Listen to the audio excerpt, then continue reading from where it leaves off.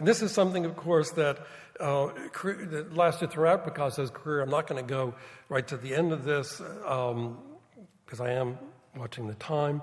But I do want to say that it also remained a conceptual guide in unexpected ways. For example, in his 1912 guitar, the first constructed sculpture, it's been written about also a great deal in terms of structure, synthetic cubism, but I think there's something that's also very important, and that is when you look at the way in which he took the source of inspiration for the sound hole in the guitar from the cylinders of the eyes in this Wobe mask, one of the things that's striking is not simply that he's reversed, made the convex, what should be convex concave, but that what do eyes do? Eyes project vision.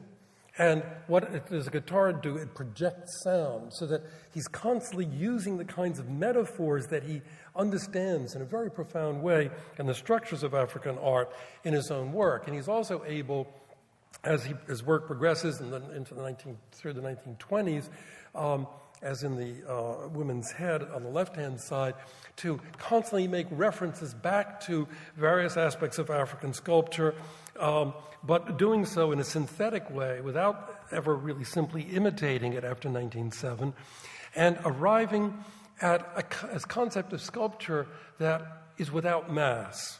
And the last 2 or 3 minutes I want to spend on that. Carl Einstein, who published the first book on African sculpture, Neger Plastique, in 1915, was especially impressed by the disembodied and spiritualized quality projected by African sculpture, in which form occupies space but appears to be free of the gross materialism of mass.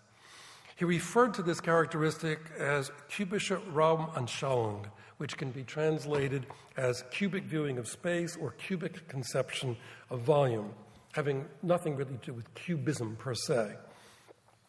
In contrast to European sculpture, Einstein held, African works were fully sculptural, as you see in this beautiful Fong piece that's in the exhibition, or what he called cubische. And he postulated the idea of a kind of meta-sculpture in which sculpture appears to possess all aspects of space simultaneously, with everything present all at once. And in doing so, it arrests the sensation of time. Einstein believed that this was inseparable from the sacred, which it articulates and to which it gives form. In other words, Einstein felt that this was the quality that inherently and structurally made African sculpture a sacred form. He also says that form without surface modeling, that is to say, without modeling that gives a kind of carnality to the piece, also produces a metaphysical spiritual effect. And this notion of sculpture, in which form is liberated from mass, is actually very rare in Western sculpture before World War II. If we look at these 4 pieces, for example, the Brancusi on the left, the Matisse, the Fong sculpture, and the Picasso non-figurative sculpture on the right, I actually should have used something else, I realize now that I see them up here. But if you look at them, you'll notice that the one that stands out here is the Matisse. Because the Matisse, even though it was mildly Africanizing in 1906, nonetheless is still very much in that Western tradition of materiality and mass. Whereas this idea of fighting against mass, of fighting against materiality, is something that Picasso does throughout his career as a sculptor. And curiously enough, it's something that I think is most fully realized in sculpture of the 1960s in the United States, artists like Don Judd or Tony Smith. And isn't it interesting that this is just the time when sculpture becomes liberated from the dominance of painting from the first time since the Middle Ages?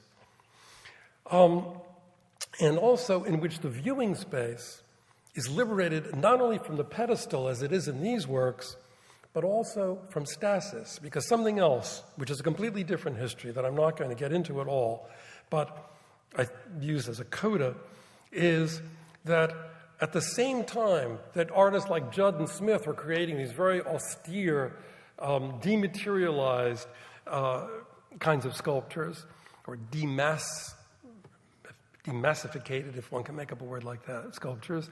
At the same time, African ritual forms were very influential on contemporary artists. I'm showing you two pieces by Alan Capro here. First, Montauk Bluffs from 1966, and here is a Sinufo funeral rite with another piece by Capro. And that's part of why I said at the beginning of the lecture that the conceptual influence of African art is even greater than the morphological, which brings me to the very last slide I'd like to show you, which is a return to this image of Picasso's studio in 1912 at a moment of breakthrough, just after he had begun to do collages and constructed sculpture. Two of the most important conceptual shifts about process and the limits of art making that resulted from his encounter with African art. And also, it served as a kind of paradigm for the inventiveness that Western artists have learned from African art. And I close with a letter until relatively recently unpublished from Picasso to his friend Guillaume Apollinaire, written sometime around 1916 or 17, only a few years after these first collages, in which he says, "My greatest artistic emotions were aroused when the sublime beauty of the sculptures created by the anonymous artists of Africa was suddenly revealed to me. These works of religious art," it's so interesting that he uses that word, "these works of religious art, which are both impassioned and rigorously logical, are the most powerful and the most beautiful of all the products of the human imagination." Thank you.